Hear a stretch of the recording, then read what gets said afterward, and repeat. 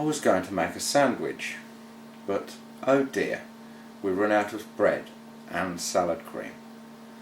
Perhaps I ought to go to the supermarket. And so it begins. I wonder if this has ever happened to you. You decide that this time you'll not impulse buy and will only buy the things you need. A list, that's the best way. So you trawl through your cupboards and drawers and check the fridge and the freezer and note down everything that you need. Because you know it's going to be a trial, you think to yourself you'll just have a coffee before you go.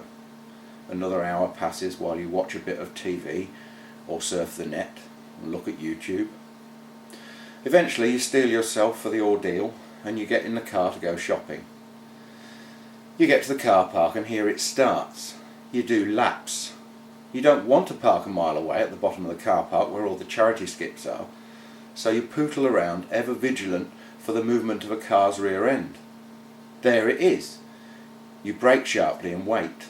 The car reverses and promptly drives back in again, a little bit more to the left this time to allow the fat driver to get out. The brake lights go off, the door opens. You've wasted your time and you've got to start a new lap. Assuming that you can eventually find a space that doesn't need a bus ride to get to, then you go in search of a trolley. There are hundreds scattered about the car park, but you want one that's been collected and taken back to the front door. You get to the entrance and there are 6 trolleys left, and 2 more upside down that must have died. You grab the handle of the first trolley at exactly the same time as a young mum with a screaming brat superglued to her fist. You politely allow her to drag the trolley out and she goes off into the store. You go to grab the next one, but it doesn't want to go with you. It's quite happy, thank you, being totally enmeshed to all its mates, and it's only broken free of its grip on them by a supreme effort and brute force. Pleased with yourself, you set off. Then you realise that one of the rear wheels seems to be possessed. You're travelling in a straight line, but this one wheel insists on twirling round and round and round. Trying to ignore it, you screech and clatter your way into the shop. You reach for your shopping list, only to realise you've left it on the kitchen worktop. Never mind, you'll remember the list as you go round. You walk through the non-food section, trying to ignore it on the way to the food aisles. But there, on an end display, are the magical words, "Everything must go." You reason that if everything must go, then it must be cheap. And maybe you ought to help it go.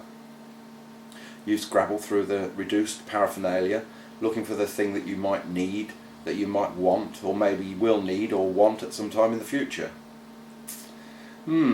3 rolls of sellotape for £1. You do have sellotape in the drawer at home, but it might be dried out by now, and besides it's Christmas coming up and you'll need it to wrap all those presents. Ooh, a trowel, and it's half price, only £4.95. You pick it up to inspect it. Actually, there is a trowel at home, and besides, when was the last time you used one? Maybe not. You put it back. But as you put it back, you notice that on the next end display, they not only have DVDs for only £5.99, but if you buy 3, you can have them all for £10. You can't pass up an offer like that, can you? Oh look, Saturday Night Fever. You haven't seen that in years. And remember with fondness going to the cinema and sitting through it 3 times in the days before they threw you out after each showing. That would do for 1. Now what else is there? Watership Down? Nah. The Hulk? Nah. Got it anyway, it was crap. Superman, the original, with Christopher Reeve? No, it was a bit crap too. And so it goes on.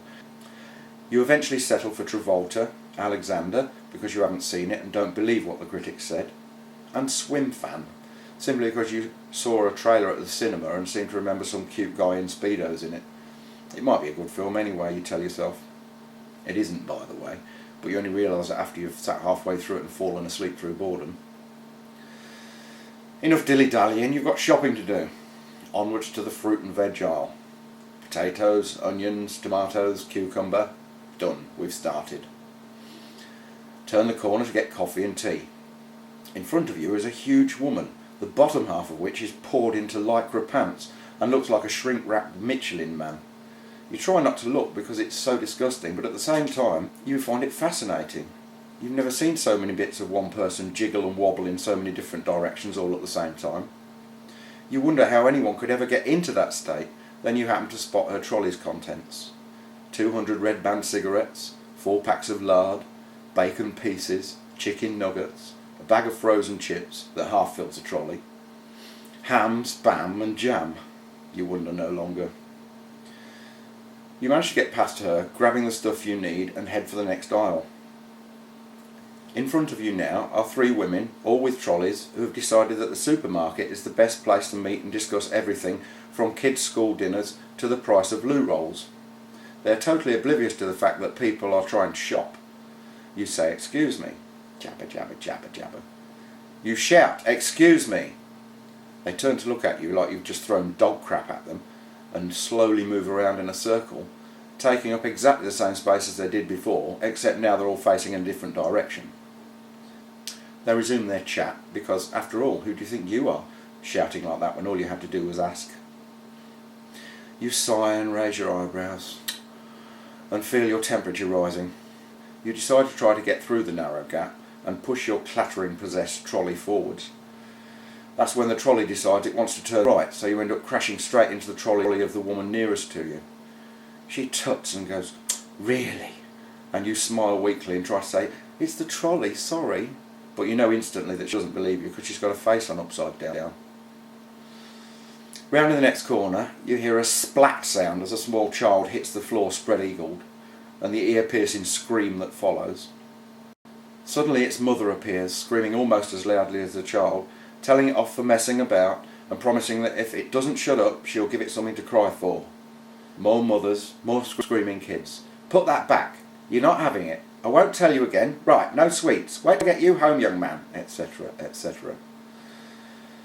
Some old lady asks you where anchovies are before realising that you don't work there just because you've got a striped shirt on today. An old codger in a filthy mac brushes past your bare arm, smelling like a cross between gone-off fish and sewage. You reel and promise yourself a bath as soon as you get home. Your arm now feels like it's radioactive because you know that old Mac has tainted it, and you try to keep it out of service until it can be fumigated. Eventually you decide you have it all and head for the checkouts. You choose the shortest queue, only to discover there's some hold-up in front of you. And the till girl is flailing her arm around and flashing a little red light, trying to attract the attention of a supervisor 6 tills away, who is busy trying to train a young chav girl with stretched back hair and hoop earrings. The girl is nodding but looking in a different direction nonchalantly, chewing gum and wishing that she was back in boyfriend Darren's souped up escort gear like she was last night. It was wicked, man. You watch all the other queues get served first and you wonder why you decided to choose this till. You can practically feel the veins in your neck standing out. Then it's your turn. You refuse the offer of, "Would you like some help with your packing?" because you figure you can do it yourself quicker. If only you could open the damn carrier bags. You blow on them, scrunch them, wet your fingers, pick delicately at the edges, and hopefully they give up and open. Your trolley's reloaded with carrier bags. You pay for your shopping and leave. At last you've arrived home, slogged in and out from the car with the bags, emptied the foodstuffs into their respective cupboards, and put the kettle on again because it's time for a sandwich. Then you realise you forgot to buy bread and salad cream.